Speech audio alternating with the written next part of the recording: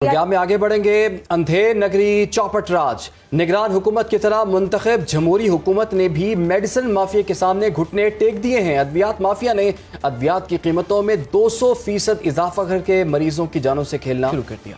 Blood pressure, दिल, जिगर और नफ्सियाती अमराज की अद्वियात 200% महंगी होने से जो है वो बढ़ती जा रही हैं। महंगाई में इजाफा होता जा रहा है। गरीब जो मरीज हैं उनकी अद्वियात तक जो रसाई है और ख़रीदने की कुव्वत है वो ख़त्म होती दिखाई दे रही है। तमाम तर सूरत हाल पर एक तरफ हुकूमत खामोश है तो दूसरी तरफ अवाम को बेरहम निज़ाम के रहमो करम पर छोड़ दिया गया है। बिल्कुल इसी पर हम बात करेंगे। मैं इस वक्त स्टूडियोज़ में ज्वाइन कर लिया है सदर पाकिस्तान ड्रग लॉयर्स फोरम नूर मेहर साहब ने। नूर मेहर साहब, हमें याद है कि बजट से पहले भी आपसे मुलाकात हुई थी। उस वक्त भी कुछ ऐसी सूरत हाल थी कि अद्वियात की कीमतों में काफ़ी इजाफा हो गया था। अब तो बजट के बाद इससे भी ज़्यादा जो है मल्टीपल इफेक्ट हम देख रहे हैं। इसकी वजूहात क्या हैं? क्या ये बजट फैक्टर इसमें इन्वॉल्व है? जी, दवाइयों और मरीज़ पे क़यामत जो है वो आए रोज़ आती है। उसकी वजह ये है कि आप तेल और बाकी चीज़ों का तो हर 15 दिन बाद कीमत का तयन तो कर देते हैं ना, लेकिन आप मरीज़ जिसका कोई पुरसाने हाल नहीं होता और इंसान मजबूर जो होता है, सिर्फ बीमारी में सबसे ज़्यादा मजबूर होता है और उसकी बीमारी का जो है इंसानियत सोज़ अंदाज में फार्मास्यूटिकल माफिया और हमारी हुकूमती इदारे जो हैं उसका मजाक उड़ाते हैं, उसकी मौत पर भी मजाक उड़ाते हैं।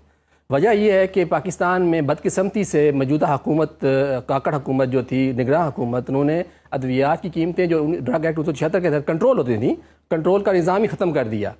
और ऊपर से जो है उन्होंने अद्वियात की कीमतें जो हैं वो किसी वेबसाइट पे नहीं है। जब चाहते हैं फार्मास्यूटिकल माफिया जो है वो जब चाहती है जो टैक्स लगा देती है, कोई टैक्स लगा देती है। मतलब बच्चों के दूध पे 18% टैक्स है और जो शुगर टेस्ट करने के लिए स्ट्रिप है कि किसकी शुगर कम है ज़्यादा है, उस पर भी 18% टैक्स लगा दिया है। और कंपनियों की मर्जी है जब जिसकी जो कीमत कर दें। भाई, इंसान अगर एक आटे की कीमत आप कंट्रोल कर सकते हैं, चीनी की कर सकते हैं, जो इंसान मजबूर होता है, मरीज जो है अपनी जिंदगी और मौत में होता है। अगर एक कैंसर का जिंदगी और मौत की कश्मकश में होते हैं और दवाइयों का सहारा होता है, अगर उनकी कीमतों में इजाफा हो जाएगा तो आवाम किधर जाएंगे। लेकिन ये बताइएगा इन कीमतों का तयन कौन करता है? क्योंकि जैसे कि कहा जा रहा है कि अद्वियात की कीमतों को निगरान हुकूमत ने रेगुलेट करके इनका जो तयन था, कीमतों का इख्तियारात थे, ड्रग रेगुलेटरी अथॉरिटी की बजाय अद्वियात साज फार्मा इंडस्ट्री को दे दिए थे। तो तयन करता कौन है?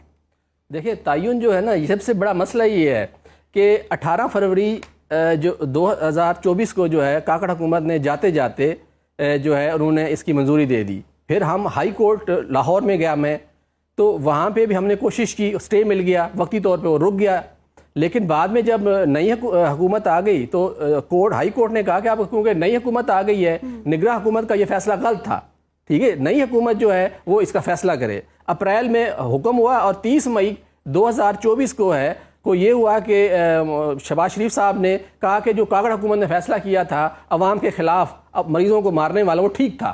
तो अब जब ये मामला होगा और हमारी सियासी पार्टियां भी भांग पी के सोई होंगी और हमारे इदारे जो है इस तरह हाल में होंगे तो मरीज का कोई पुरसाने हाल नहीं होगा। अब क्या इन्होंने कर दिया, ड्रग अथॉरिटी ने भी, मिनिस्ट्री ऑफ हेल्थ ने भी, वज़ीर-ए-आज़म साहब ने, कि अब मार्केट फोर्सेस जी अब चोरों को अख्तियार दे दिया, फार्मास्यूटिकल माफिया को अख्तियार दे दिया कि जो दवाई ब्लैक करें, जो जिस वक्त बेचें। अब एक इंसुलिन पे एक मरीज है, अब उसकी इंसुलिन की दवाइयाँ, ऐसी बहुत सारी दवाइयाँ जो लाइफ लाइन है, जिंदगी बचाने के लिए, आप उनको अख्तियार दे देंगे चोरों को, या मतलब कि अच्छे जैसे भी हैं, चले मैं अल्फाज वापस लेता हूँ, चोर नहीं कहता उनको, मैं लुटेरा कहता हूँ।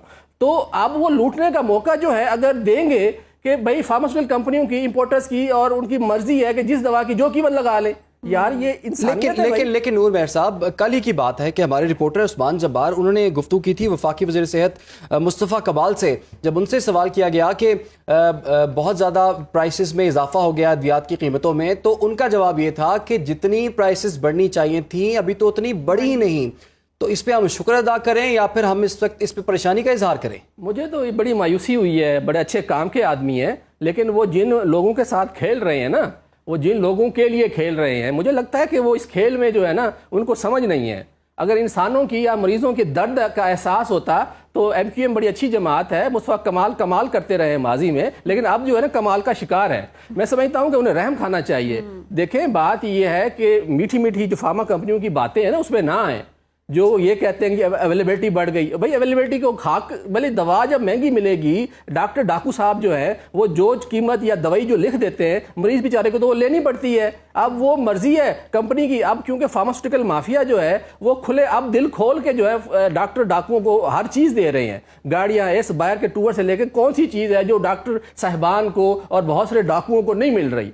अब जब हुकूमत ही हमें झोंक देगी, हम मरीजों का कोई पुरसाने हाल नहीं होगा, ये तरीके इंसाफ, जमात इस्लामी, पीपल्स पार्टी ये क्या कर रहे हैं? ये मरीजों के साथ जुल्म कर रहे हैं और ऐसा जुल्म कर रहे हैं जिसकी तारीख में कोई मिसाल नहीं मिलती कि भाई जिसकी माँ बीमार हो ना और उसकी बेटा बच्चा बीमार हो और उसको महंगी दवाई खरीदनी पड़े और बच्चा उसका मर जाए, उसकी दिल से क्या आह निकलेगी। मैं समझता हूँ कि इंसानों पे ये जुल्म तारीख का एक हिस्सा है और हम ये जुल्म जो है आपने बिल्कुल रहेंगे। ठीक कहा जी, ये जुल्म खत्म होना चाहिए। बहुत शुक्रिया, आप नूर मेहर साहब हमारे साथ मौजूद थे। और कीमतों में जिस तेजी से इजाफा हो रहा है, 400% इजाफा, 900% इजाफा, डबल और उनकी कीमतों सबसे में हैरत इजाफा। अंगेज बात यह कि दूसरी तरफ हुकूमत क्लेम करती है कि हम सेहत की सहूलियात फराहम कर रहे हैं और कीमतें अगर हम अद्वियात की देखें तो उनमें दिन ब दिन इजाफा होता जा रहा है, तो आवाम किधर जाएंगे?